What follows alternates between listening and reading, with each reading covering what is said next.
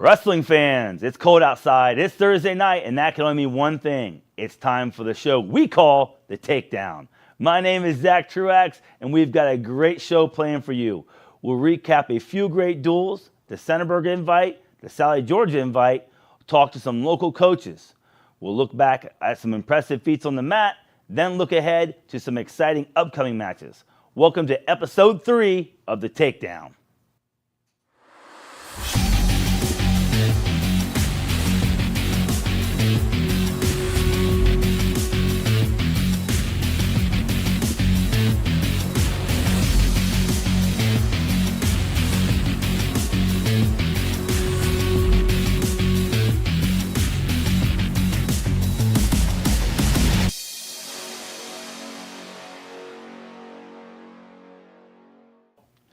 We start the show off tonight with a great duel between Clear Fork and West Holmes at West Holmes High School back on January 17th.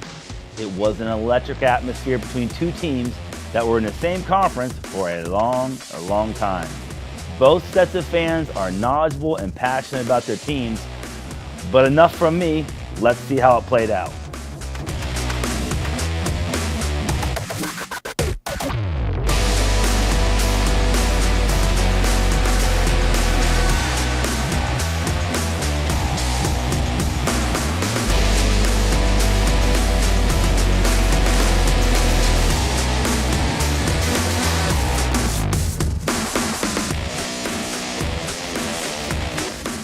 Up first at 106 pounds for Clear Fork, Hezekiah Molina, currently ranked 25th, pins Wyatt Crabb in 28 seconds, giving Clear Fork a quick 6-0 lead.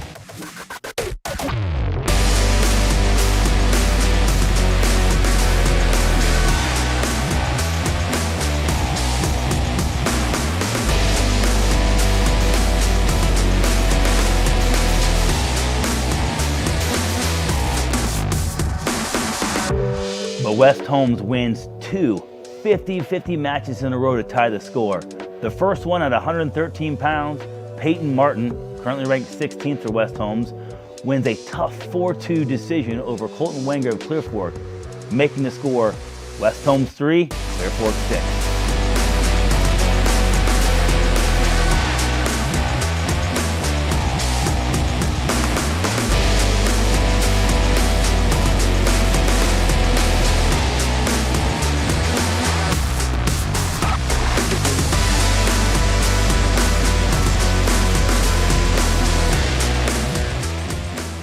Next up at 120 pounds, Gabe Umstead of West Holmes gets a 5-3 win over Walter Kirkpatrick of Clear Fork, tying the score up at 6-6.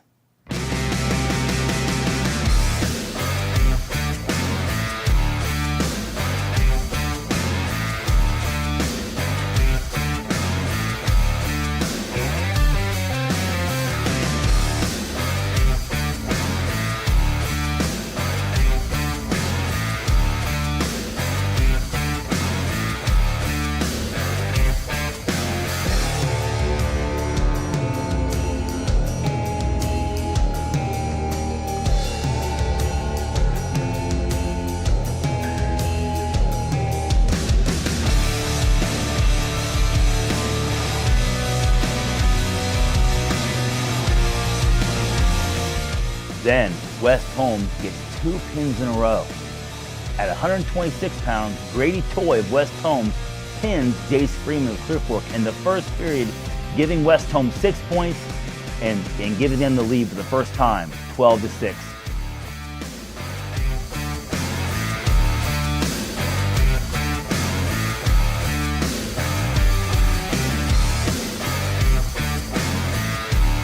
At 132 pounds, A.J. Roberts of West Holmes pins Tristan Cromer of Clear Fork in the third period.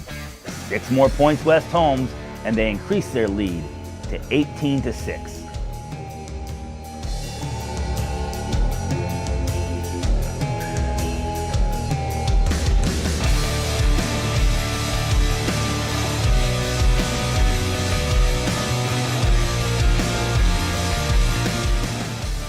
Clear Fork will get back on the board when they get a forfeit at 138 pounds. Damon Hoskins picks up that forfeit. But that's when West Holmes starts to slam the door shut. 144 pounds, Loudon Dixon, ranked 4th in Division II. He pins Keaton Hunter of Clear Fork in the second period. 6 more points West Holmes. Loudon Dixon was extremely impressive in this victory.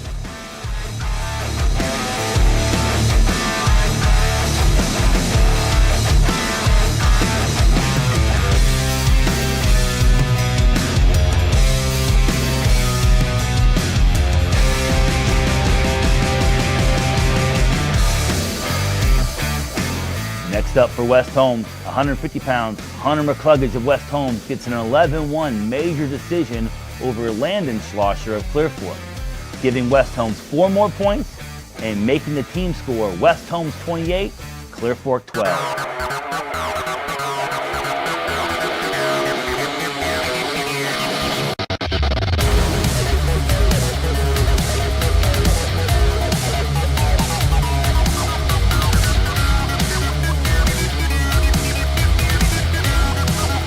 Clear Fork was able to put some team points back up on the board at 157 pounds. Lakota Leedy gets a tough 4-2 win over Camden McCluggage of West Holmes, giving Clear Fork 3 team points, making the score 28-15, and this was Clear Fork's first and only 50-50 match that they won.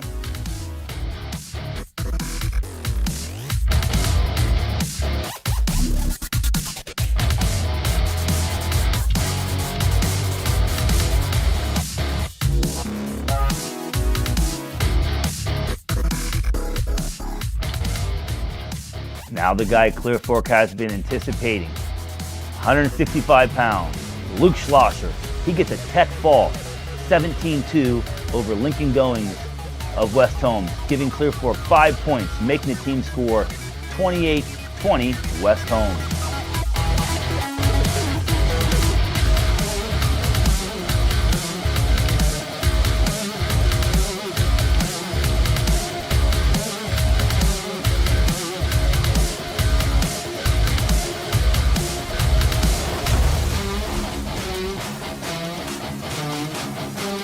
Clear Fork's reigning Gorman champion, he does what he does.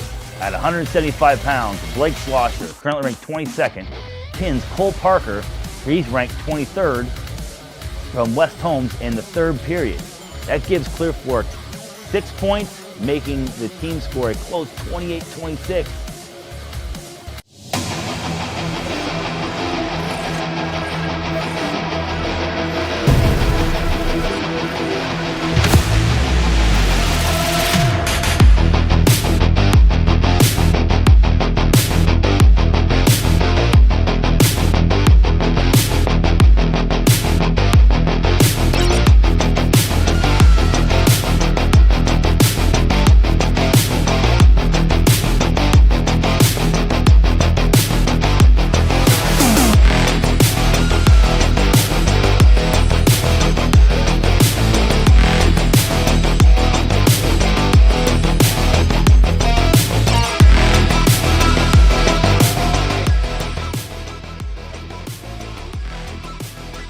Unfortunately for Clear Fork, that is, after this match, you can go start the bus, because it's all over. 190 pounds, Dylan Sowers, West Holmes, gets a major decision, 12-0, over Sam Robinson and Clear Fork, giving West Holmes 5 more points, making the team score 32-26 West Holmes.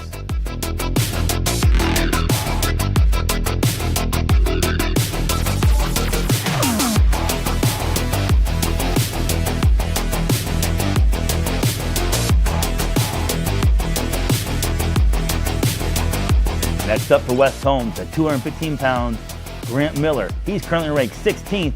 He pins Trey Copeland of Clear Fork in the first period. Now the team scores 38-26 West Holmes.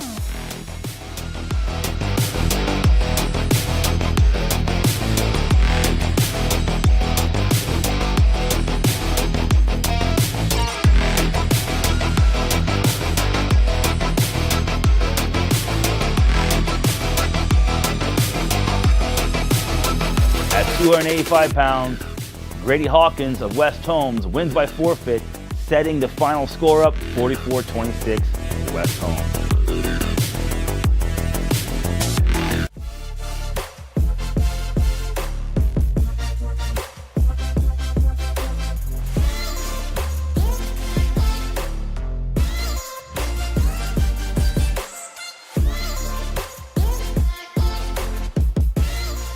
Hi, I'm Joe Baylog, and you're not.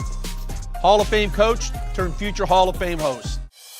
Now he's on TV hosting his own highlighting our team in the Joe Show zone. Hall of Fame coach, now a host, sharing our stories from coast to coast. From the court to the screen, he's the best. Jules legacy lives on in the Joe Show quest. Because this is my show, and it's an all-new me in the new year. Deal with it. The Start Something New sales event is on. Shop Crown Chrysler Dodge Jeep Ram of Dublin to drive home with up to $15,000 off MSRP on a new Ram 1500. Save at Crown Chrysler Dodge Jeep Ram of Dublin today. The better way to buy and service.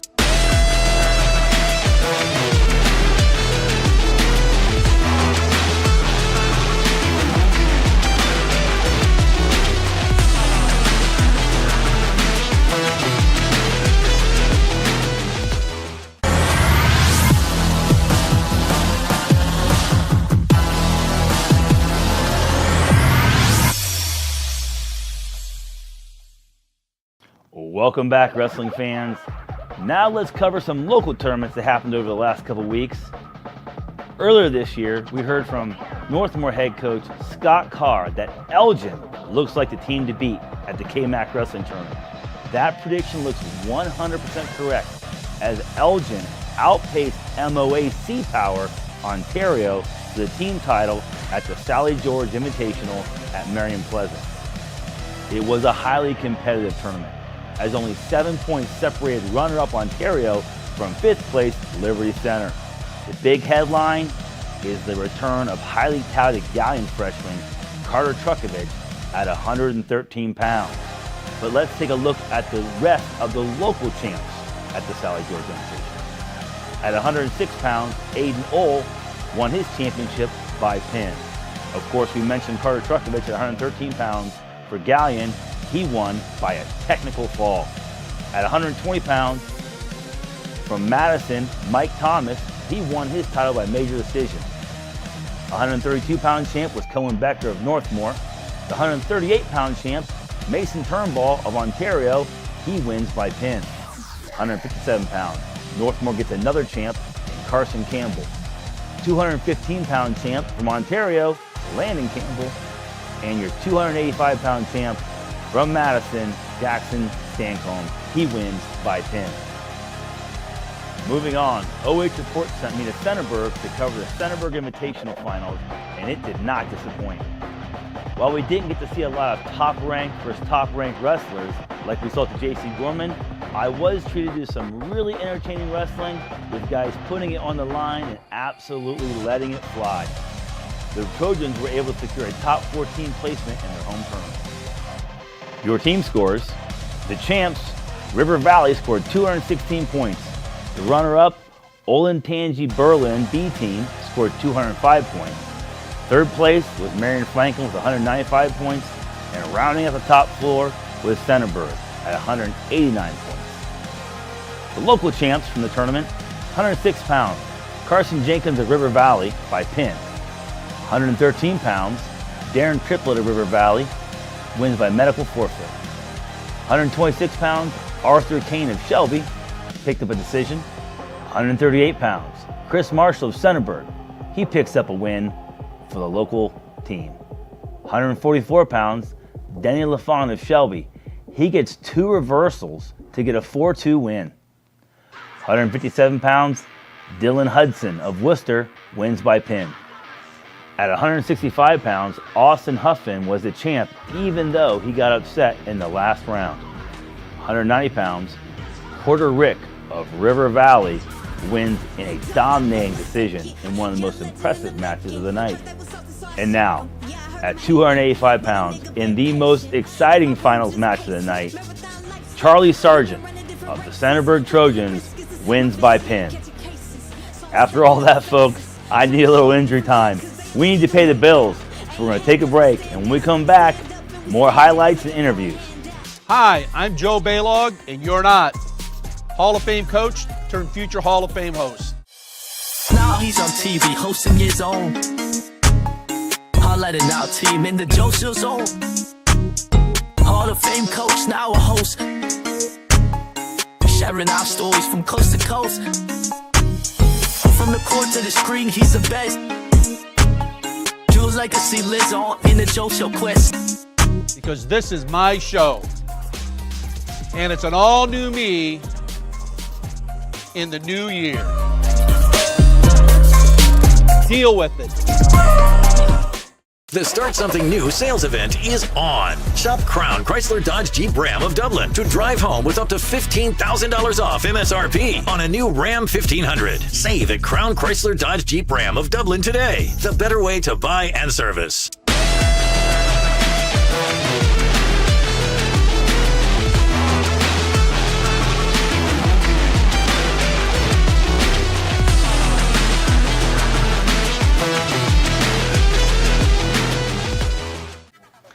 Welcome back, wrestling fans. Now moving on to duels. Ashland upset Mount Vernon back on January 22nd and hosts Division I historical power Mentor at Ashland University. We have Ashland head coach Tommy Bauer with us now to discuss the upcoming duels. Hi, Tommy. How you doing? Hey, great, Zach. How you doing today? Hey, real good, real good. Hey, you guys had a great win at Mount Vernon last week. Max Ohl's match was the pivotal victory in that duel. What other matches stood out to you as matches that could have gone either way, but you guys won them? Yeah, thanks. Thanks to Mount Vernon for having us in. They put on a really nice venue at their new field house there under the spotlight. Great energy.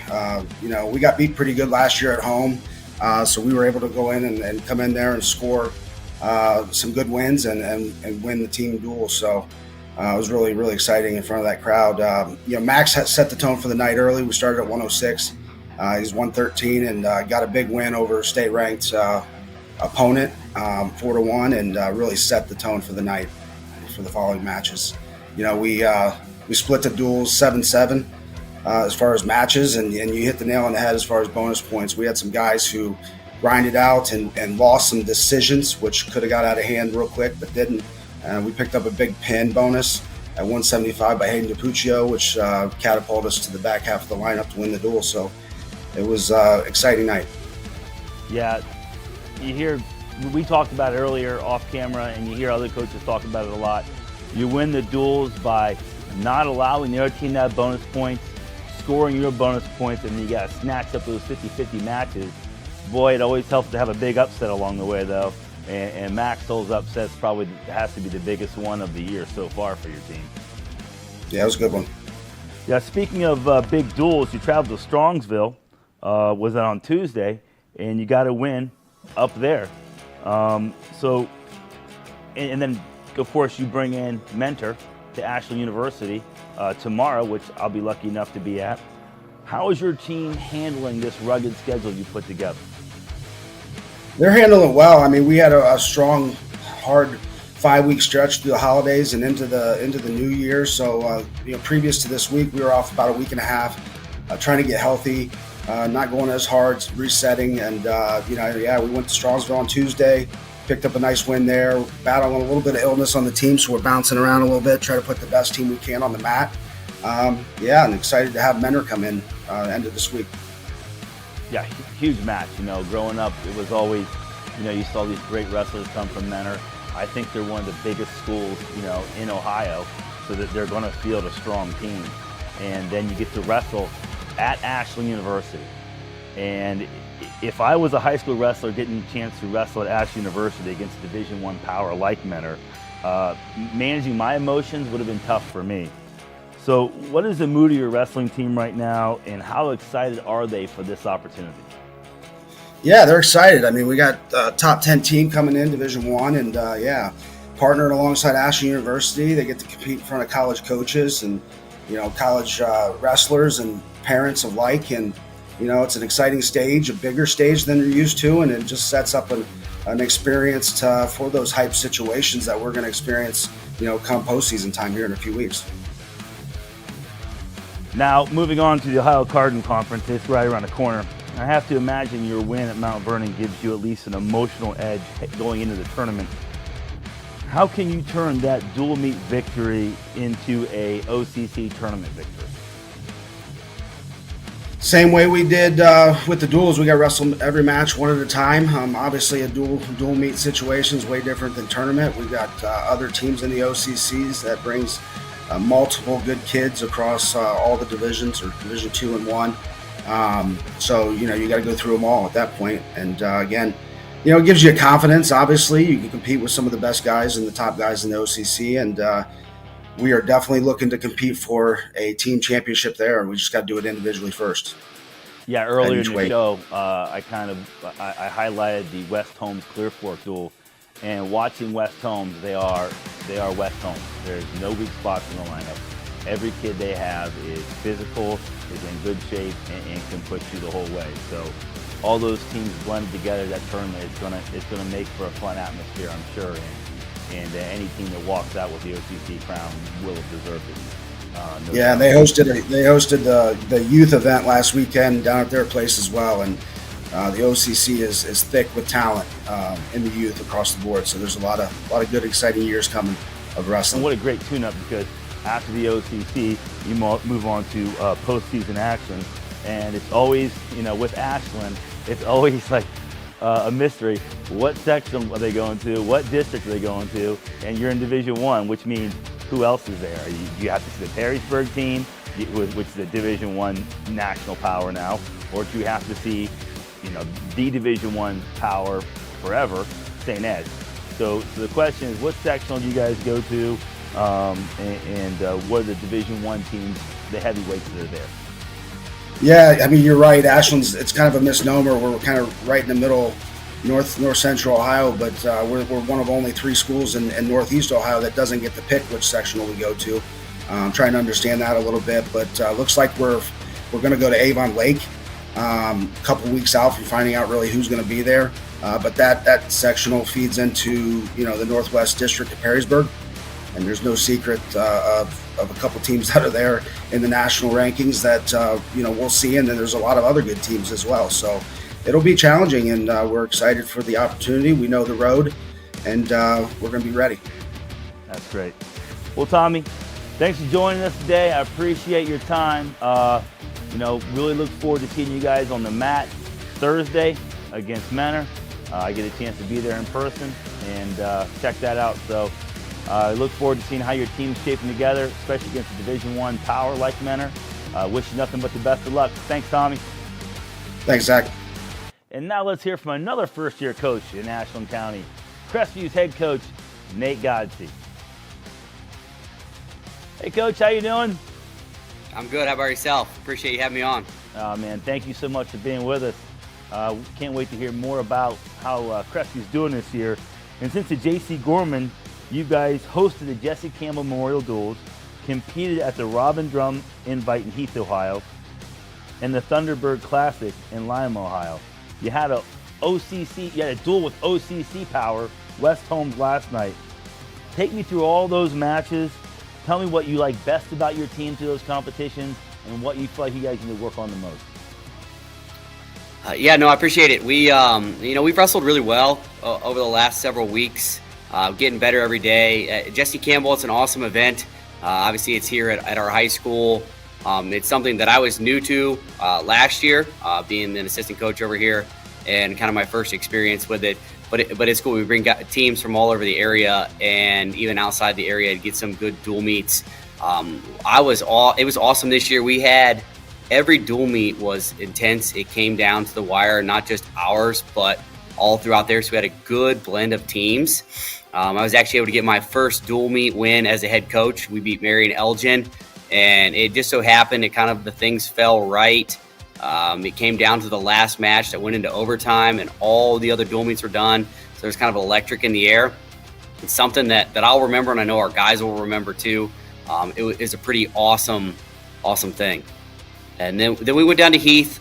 We didn't take everybody. That was one of the ones where we're kind of battling with some of those points. We make sure we're creating good matchups for our guys and trying to get them good opportunities to compete. And we didn't take everybody, but we took a good group. We took a senior Jaden Hedrick. We got some really good sophomores in there with Jack Stevens, Liam Kuhn, and they're just out there competing.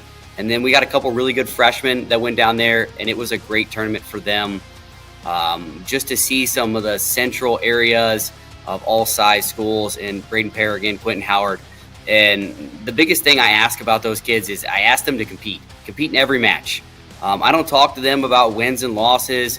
That really doesn't mean to me. If you go out there and you compete through every position, things will happen in your favor, whether it's now or whether we start getting into the postseason, that will strengthen you in the future, not only this year, but in years to come.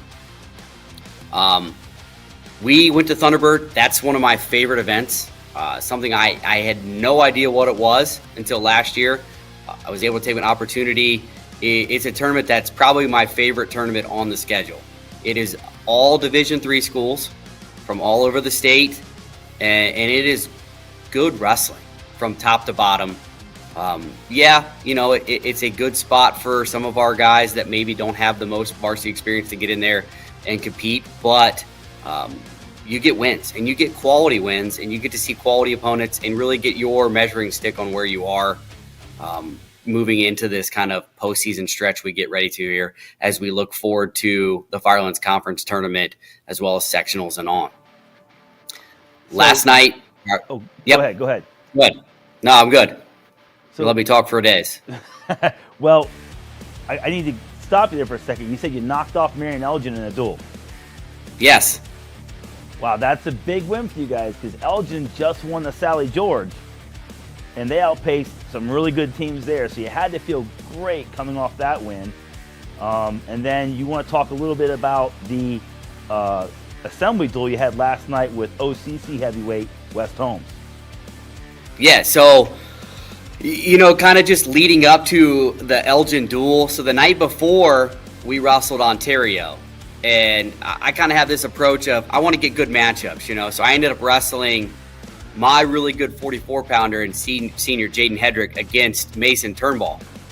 And Turnbull is good. That was a matchup that, we're looking to kind of see where we are, at this point in time. And, I could have, looking back, probably avoided that matchup. And I think it could have ended that duel in a favorable way. But that momentum, that kind of confidence that we had from that led us into the Elgin duel the second day. And we went out there and we competed. Those 50-50 matches, our kids were able to find a way to come up on top. And we end up tied in the duel going into the last match. And our kid won in overtime to win the duel. No, the last match, was it heavyweight? No, it actually was 120. Wow. Good for you guys. And then West Holmes, you hosted them last night or yesterday at Crestview for your assembly duel. Tell me about that atmosphere and what that was like for your guys. It was an experience that no one here has ever had. It was awesome. I mean, they brought all the students down. We had them all in that section right there by the mat. They were yelling with entrance music. It was awesome. Even Coach Vaughn from West Holmes came over to me after the dual meet and was like, and that was cool. My AD was here. He's pushing for something next year. It was an atmosphere that I'll never forget. And I know it was really good for our seniors. We ended up doing senior day / senior night that at the same time. And it was an experience that was awesome for them. The dual meet kind of looked a little out of hand just for sheer fact of, like I said, the final was 40-22. But when it came down to it, if you look at the matches, we lost a lot of one-score matches early on. And, a couple of those matches go the other way. We're right in that duel. Even look like a weight 132. I got a freshman, Quentin Howard, wrestled Grady Toy from West Holmes. And, I mean, that's a really solid kid, Division II. And the final ended up being 6-4. And if you look in the book, Quentin Howard pretty much dominated that whole match, minus he got turned twice when Grady was on top. I mean, it's a great match. He dominated on his feet, and he's really good on top. And I was really pleased with the way he wrestled. And I think that momentum kind of led us into matches as we competed moving up. And then was able to get Jaden Hedrick wrestled a tough match and won a match as a senior. And then he came down to heavyweight. And then he came down.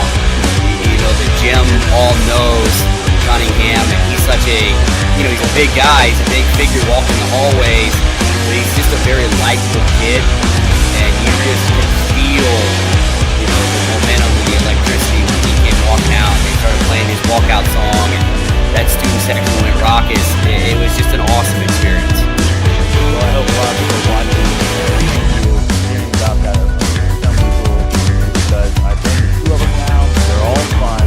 The wrestling, we don't get that fun, right? We get the parents and relatives in the family. The basketball players get that man on. So great. I love it.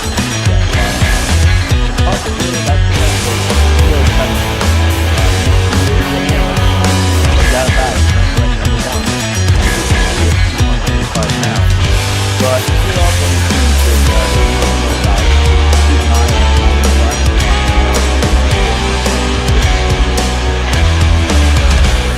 Yeah, obviously I spoke about him a couple times. We got a senior wrestling 144, 150, and Jake Hendrick.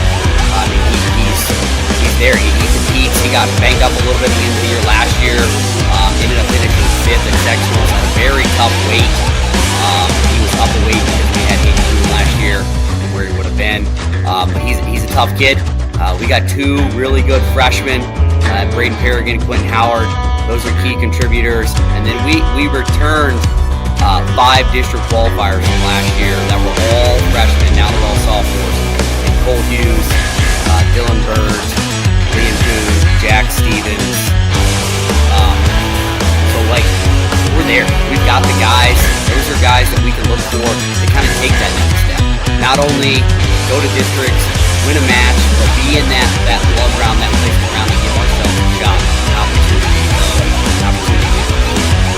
get down to a shot. Well, as a first-year head coach, there are worse situations to step into than, what would you say, 5 returning district qualifiers that are underclassmen? Yes. And one of them named Kuhn?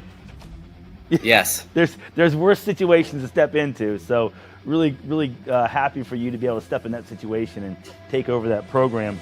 And speaking of being a first-year head coach, what are some things that surprise you about your team, and what are some goals, I'm talking big-time goals, for that program moving forward? I think just like the buy-in. Coach Haverdale had been here for so long, 9 years, been at the helm. We didn't skip a beat. These kids saw me coming in. I think it helps that I have a lot of them in class, but the buy-in. They're willing to do whatever I ask them. That's kind of the mentality at this school. It's a very community-related school. Everybody pulls for each other. Everybody's rowing in the same direction, for kind of the cliche term. And the kids are the same way, right? We got the buy-in. They continue to push themselves and challenge themselves in anything that I ask them to do. Ultimately, if I'm not aiming to win a team state title, I think I'm doing these guys a disservice. That should be ultimately my goal. Now, it's lofty to say a goal like that without other things along the way. First off, I want to start by winning a Firelands Conference title. Monroeville is kind of that bullseye that we got to go, and the marquee team, and they got a great team. And I think we continue to build on the success we have. We got a good opportunity to compete with them, and eventually I'd like to knock them off and bring home a Firelands Conference title. And that all leads you into getting bodies down, placements at sectionals, districts, and down to the state tournament, and getting some placers down there. And I'd love to bring home a team state title. That's something that would be never heard of around here. Yeah, it'd be. Hey, if you can't say it, you'll never do it, right? That's right. And sometimes it's tough to say things like that's our goal. Team state title, that's our goal. But if you can't speak it, you'll never do it. So I love the goals there. I love the vision you have for that team. And Coach Haverdale is still in the building as the head football coach. And I noticed that he's on the side of the mat too, helping you coach. How instrumental was that the whole team sees that he supports you coming in and stepping in as the head coach? It's awesome. The job he's done prior to me getting here, like you said, I walked into a great program, right? The foundation was laid. You don't have a strong house without a strong foundation, and he did a great job putting that foundation in. And now it's my job to build the mansion on top of it. But him being here, right, him being a part of the program this year was kind of instrumental to the success and continuing that success, because, you know, exactly it. The kids saw the kind of passing of the guard, and he is still there to help push wrestling in other sports and continue to support in all phases, right? I'm a first-year head coach. There's a lot of news for me, right? I'm doing things that I've never been asked to do on the admin side, on the outside of the wrestling room side. I've been in the wrestling room. I've been an assistant coach for a long time. I know that. But he was so instrumental in kind of helping me stay on my feet and stay afloat and continue to build this program. You know, the program, and all good programs, they start from the bottom up, and that's where we're going to continue to build and continue to work, continue to grow. And he is going to continue to be a linchpin as the head football coach and an ambassador for the sport of wrestling as we move forward. No, that's great to hear. Now, lastly, I want to have some fun with you, all right? You wrestled for University of Findlay. Then recently you went back and you wrestled for Ashland University for 1 year. When I was at Ashland University wearing that beautiful purple and gold, Findlay in those disgusting orange singlets was our most hated rival. And now I need you to make a decision, all right? Are you an Eagle or are you an Oiler? I got to hear it from you right now. You know, I'm going to start this. So I started thinking about this question when I saw this. So you talk about that the orange and black not hating it, right? I know for a fact that your son wore orange and black. Different orange and black. It wasn't Oiler orange and black. It was Arrow orange and you're black. You're right. But when I started, so my roots, Vandalia Butler High School, we were purple and gold. Oh. So there's kind of that back and forth. Now, I started at purple and gold. I think it was fitting I ended my colors in purple and gold. I had a good relationship at Findlay. Things didn't work out the way I wanted to do it there. You know, looking back, I probably wasn't the perfect student athlete. And I don't regret the decision leaving there. It's made me who I am today. I'm in this point right here. I don't regret things like that. It's all paving that road. I had an awesome experience at AU. It was a whole thing. I will always pull for the Eagles. So as you can see, I've got it behind me. I'm going to have to say I'm an Eagle. My man. Welcome to the fold. AU alumni, Nate Godsey, Eagle for life. Nate, it's great to hear it. You know, thanks so much for joining us and having some fun with us today. Really appreciate your time. I know you're a busy guy. I'm going to let you go. Looking forward to what the Cougars can do at the Firelands Conference and the sectional tournament and moving on to state. Good luck, Nate. Have a great year. Thanks. I appreciate it.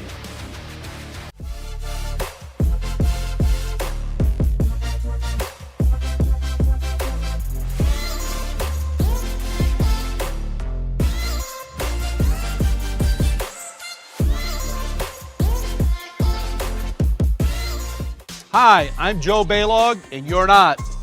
Hall of Fame coach turned future Hall of Fame host. Now he's on TV hosting his own highlighting our team in the Joe zone. Hall of Fame coach, now a host, sharing our stories from coast to coast. From the court to the screen, he's the best. Jules legacy lives on in the Joe Show quest. Because this is my show.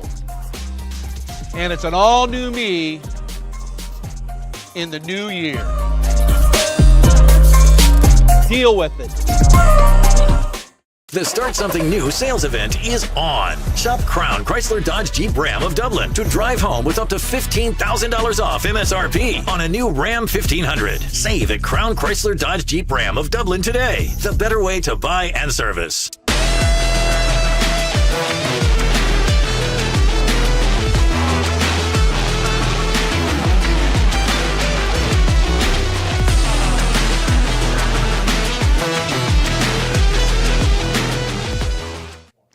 And now, it's time for everyone's favorite part of the show, where we get to see highlights from local wrestlers.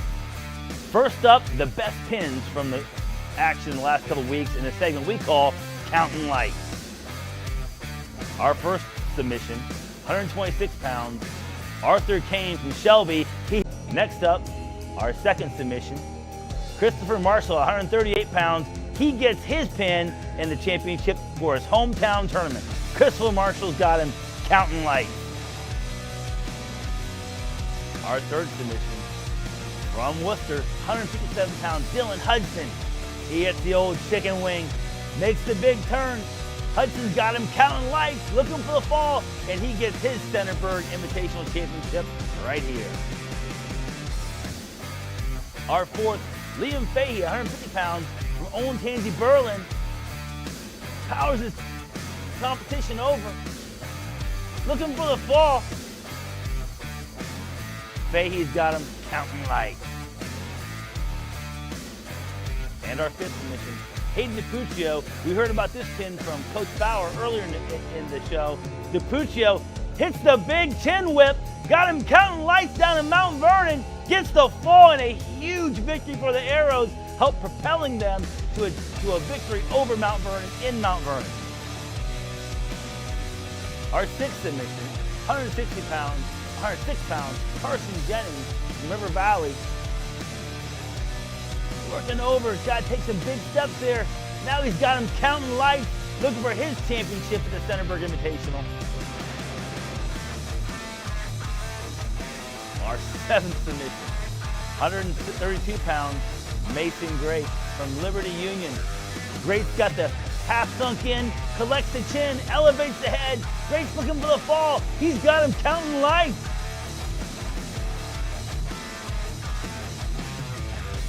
Our eighth submission, Nazir Jackson got the cradle in, takes the knee to the temple. We're gonna see a suicide cradle. There it is, folks. Now he's got to pinch that far leg down to get the pin. There he pinches it down, gets both shoulders on the mat. Nazir Jackson from Marion Franklin gets his pin for his Centerburg Championship. Nazir Jackson, 120 pounds. He's got him counting lights.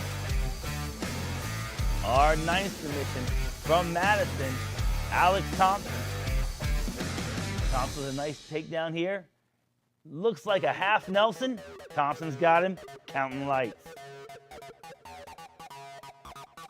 And our 10th submission from Lucas, Raiden Caudell, in what could be a rather throw you than know you and counting lights super combination. 190 pounder from Lucas, Raiden Caudell. He's got him counting lights.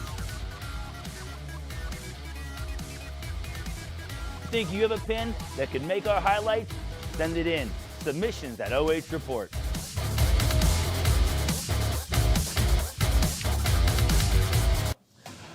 All right, folks. Now it's time for my personal favorite segment. A segment so good, we named the show after it. Takedown of the Week. Our first submission, Loudon Dixon from West Holmes. Right here, the Clear Fork wrestler, he looks like he's going to get the takedown of the week. Beautiful low-level shot on Dixon. But Dixon cuts the corner here, keeps his laces off the mat, and gets the two. Right there, beautiful shot. This is a takedown on 99% of the wrestlers out there, but Dixon able to cut the corner. Then right here, he keeps his head up, and he gets his laces off the mat. That's the key to that whole thing. Right here, if you want to cut the corner, but keep an eye on his laces. His laces are never on the mat. His laces are off the mat, so he's driving. He gets his head higher than the Clear Fork wrestler. He's able to finish that technique. Some really high-level stuff here from Loudon Dixon in our first submission of Takedown of the Week. Moving on to our next submission, Liam Fahey. Not too much technique on this one, folks. Drop your level, run a guy over, but still the same principle. Look at Fahey's laces. Fahey's laces are never on the mat. He's on his toes driving, and he gets the takedown. Our next submission is Nazir Jackson. This is all about athleticism, folks. Nazir Jackson, beautiful low-level shot, and he goes right into a suicide cradle. But right there, Nazir Jackson, just kind of little head tap and an outside single technique, I guess you want to call it. It's just getting below the knee, something that will make John Smith proud. Beautiful low-level shot by Nazir Jackson to get his nomination for Takedown of the Week. Our next submission Nice little.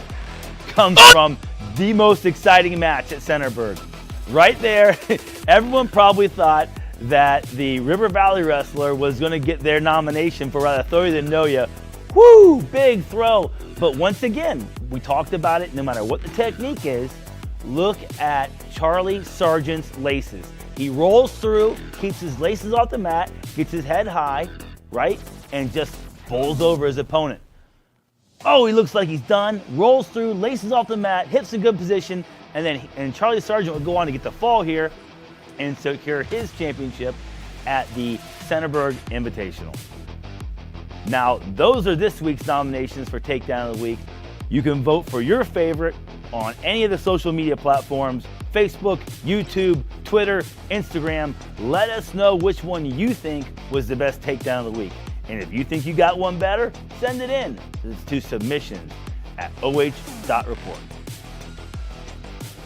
And now, it's time to watch the boys take 'em high and let 'em fly. It's the best throws submitted to OH Report in a segment we call Rather Throw You Than Know You. First up, Carter Creedon from River Valley. Boom! Beautiful lat drop off an opponent's bad shot. Fine here, takes a shot with his elbows out a little bit, and Creedon just catches him in a beautiful pancake. Creedon was down 4-2 at that point, goes on to win this match. Carter Creedon from River Valley, he'd rather throw you than know you. On to the next. Raiden Caudell. Now, Raiden was in earlier on Counting Lights, but we got to put him back in as well for rather throw you than know you in a beautiful lat drop. Raiden Caudell from Lucas, he'd rather throw you than know you. And now for our honorable mention submission, we cannot skip over what Drew Goldberg did here in the heavyweight match. Beautiful head and arm, man. He was so close to getting this fall. He's got to be an honorable mention though because he didn't quite complete the move. But look at the elevation he gets on the heavy right here. Drew Goldberg, he'd rather throw you than know you. Folks, now vote for your favorite rather throw you than know you on all the social media platforms: Facebook, Twitter, Instagram, YouTube. Let us know which one you like best. Hey, and if you got a throw you want to submit, send it to us. And it's the only time you should submit in wrestling. Submissions@oh.report. Now, let's talk about something we witnessed in that Drew Goldberg match. Let's bring that back up because I just can't Nice little. skip over it. I want you to see the reactions of the students sitting mat side when Goldberg hits this move. Now, hats off to Sargent. He wrestled through the move, but look at the elevation Goldberg gets. And look at the reaction mat side from the students. People say wrestling isn't exciting. Look at those reactions.